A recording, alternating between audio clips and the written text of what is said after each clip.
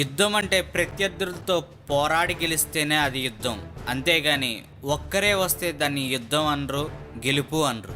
అదే మన people star are Narayanamurthy కూడా అంటున్నారు. యుద్ధం అనేది ప్రత్యర్థుల మధ్య జరగాలని, ఒక్కరే చేసేది కాదని మన పీపుల్ స్టార్ ఆర్ నారాయణమూర్తి అంటున్నారు. ఒకేసారి రిలీజ్ అయ్యి పోటీ పడితే అప్పుడు దాన్ని కాంపిటీషన్ అంటారని, ఒక్కరే ఎక్కువ సినిమా హాల్ తీసేసుకుని ఆడించడం కాదని ఆర్ నారాయణమూర్తి అన్నారు. ఆయన చేసిన హెడ్ కానిస్టేబుల్ వెంకటరామయ్య సంక్రాంతికి విడుదల కానున్న సందర్భంగా పెట్టిన ఫంక్షన్ లో మీడియాతో మాట్లాడారు. అన్ని థియేటర్స్ వాళ్లే తీసేసుకుంటే మాలాంటి మిడిల్ క్లాస్ సినిమాలకి ఎలా?